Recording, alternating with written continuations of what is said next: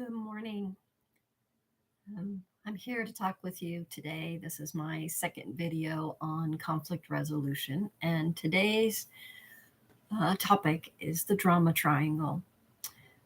When we are not present and we get into a conflict, there are three roles in the drama triangle that automatically show up.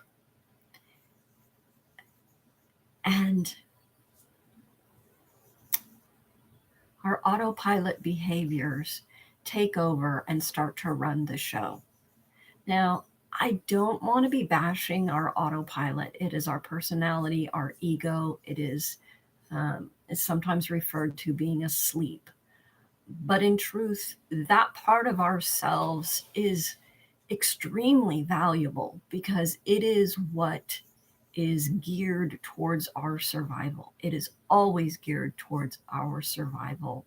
And if you want an example, a self example, think about the last time you were driving a car and you automatically swerved or braked or did both at the same time to avoid an accident, to avoid being injured or injuring someone else. That was autopilot. That happens automatically. It is your body's defenses, your body's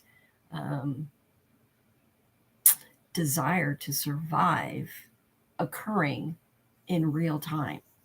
So I'm not bashing that. I want you to understand that it's a both and situation. There are times when our autopilot is really helpful, but then there are times when our autopilot is not helpful because it is getting in the way of our relationships.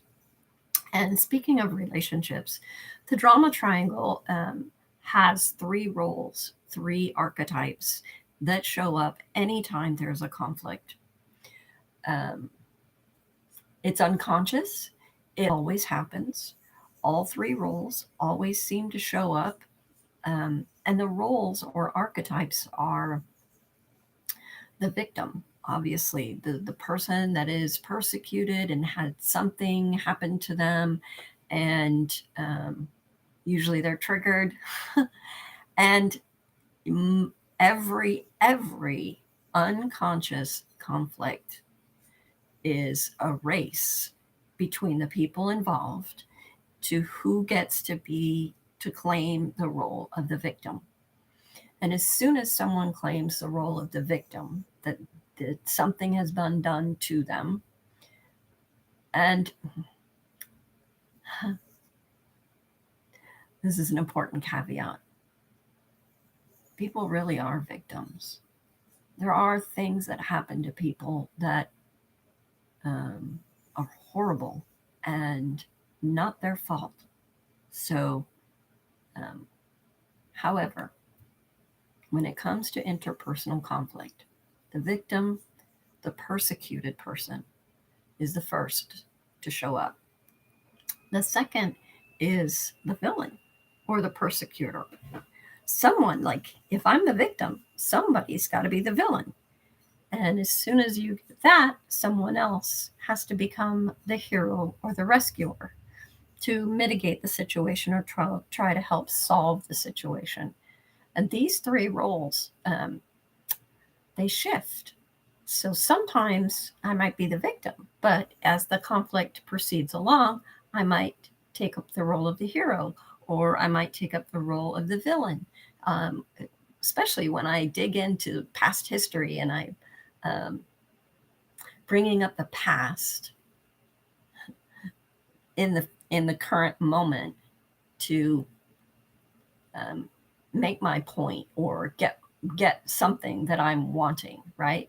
I bring up an old argument or some behavior that somebody else has done before. And then I'm basically saying, you're going to do the same thing again, which may or may not be true. So the roles shift. What I want you to understand, though, is not understand. The exercise that I would like you to do is to think about a conflict, a recent conflict or an old conflict, doesn't matter. I want you to reflect on that, and I want you to diagnose what roles each person took and pay attention to um, if the roles shifted throughout the argument, throughout the conflict. And I would like you to like write it, but you don't have to. I mean, you can do it verbally or just in your head. But I want you to do that before the next video. There is a handout that I have created. It will be in the Patreon that goes with this post. It's PDF that gives you more details about the roles and questions you can ask yourself to diagnose which roles you're in. And then in the next video, I will talk about the roles, because you're going to specifically stop and choose different roles. So in the next video, video number 3, I will talk about the roles that you can consciously, with awareness, take on to resolve conflict. So that'll be in video 3. So that's it for 6 minutes for the day, and I hope you have a good day, and talk to you soon. Bye-bye.